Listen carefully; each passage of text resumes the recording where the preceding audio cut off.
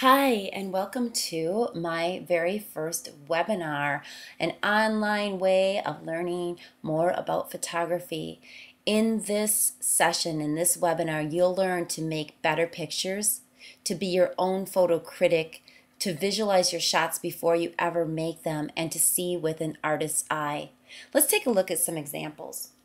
And it's typical of somebody that may just hop out of their car because they see a pretty scene, snap a quick picture and get back in and say, "Yay, I got a shot." But when you take a better look at this photograph, there's a lot that could have been done differently to get that good shot.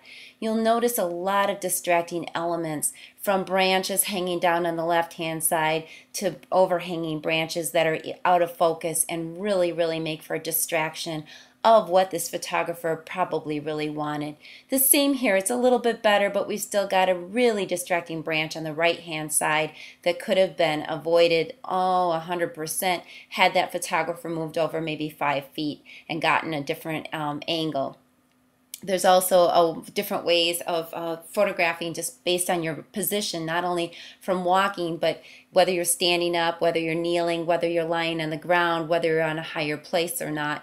So let's see what this photographer then eventually did. They backed up and they got this shot. Now this is much more appealing. Compositionally, it's beautiful. There's not a lot of distraction, and distractions are often hard to avoid, especially in wooded areas like this. But the photographer did a nice job in capturing a really beautifully composed picture here. And I will ask you too during the webinar, what might you have done? So we'll look at your pictures and say, what might you have done differently to create the image that you wanted to create, and what is it that you were trying to say? And the way that you might even do that would be saying, well, I really wanted to focus on the flowers. I really wanted those colors to pop, and I wanted to show a panoramic. So after the fact, we could take that last image and create a panoramic just by going into Photoshop and doing some cropping work afterwards. So we learned how to crop and move ahead of time, and in Photoshop or whatever editing tools you're using to do in the afterwards part two. So your learning curve is going to be fast. You'll evaluate your own photos and you'll evaluate the photos of your peers. Let's take a few looks at some photographs that also don't work. Birds are extremely hard to get because of their habitat. So they like to be in places that have thick areas for cover. That last picture and this one as well. Distracting branches in the way. Lots of highlights and lowlights also can be very distracting. The way that the bird turns his head or doesn't turn his head. In this case, we've got a bright branch in the back where the sun was, and very distracting though. Right behind his head, the position of this bird's head has a lot to be desired.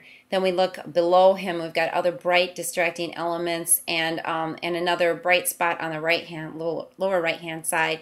So lots of distractions. Here, this is a beautiful shot of a field, of a wildflower field, and the photographer here wished to have a wide depth of field, so used a setting of f/22 here. And in your own photographs, when we review them, we'll be talking about this. You might not know, or maybe you do, the settings that you use, but we'll talk about why you use certain settings, and then in the future why you might use certain settings. So this photographer chose to include in detail all the elements of this flower field, and then we'll learn why sometimes you won't want to do that. Like here, same flower field, but the photographer chose instead to isolate those yellow flowers against the colors of the background, made a really nice abstract background with the purples and the yellows and the greens of the field. Works very well. So we'll talk about what things work and why you might do things. The brilliance of your own photographs. You'll have a lot of photographs that are really great. We'll talk about why they're great, as well as the things that you could do better. So it's a sandwich effect of what you do right and what you could do better at the same time. In this image, the photographer was me. I took this photograph, but what I really wanted to say was make a statement about what these birds were doing, and then love the curvature of their necks, their bills, and as they were feeding each other. So what I did was afterwards in Photoshop, I took and I cropped the image. I didn't change it other than that, and just normal techniques that photographers would do in the darkroom. So the digital darkroom, I cropped the image, and then I loved the way that all the shapes of the necks, even the wings and the upper right hand corner that you see, loved the way that that was shaped. It made for a much more beautiful photograph, and it told the story of what I really wanted to tell versus something that where the viewer looks and says, what is she really trying to say? So I hope that you'll join us for this webinar on November 28th from 5 till 6 Central Standard Time. Please be sure that if you're in a different time zone than Central Standard Time, that you check your local time zone for that time. If you would like to make better pictures, be your own photo critic, visualize your shots before you make them, and learn to see even more so with an artistic eye, this workshop webinar is for you.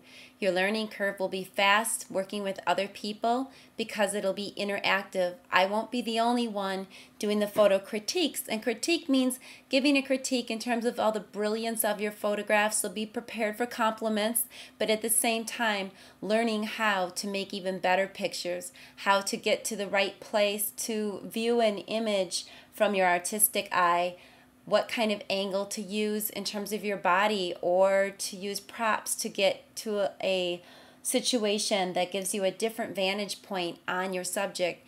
Then what to do afterwards with your image if you wish to show what it is that you wanted people to see, so that you can best tell your story of the photograph that you made. So it's about making pictures versus taking pictures, using an artistic eye and a lot of skill. Your learning curve will be fast in this 1 hour program. I hope to see you. Thanks. Bye.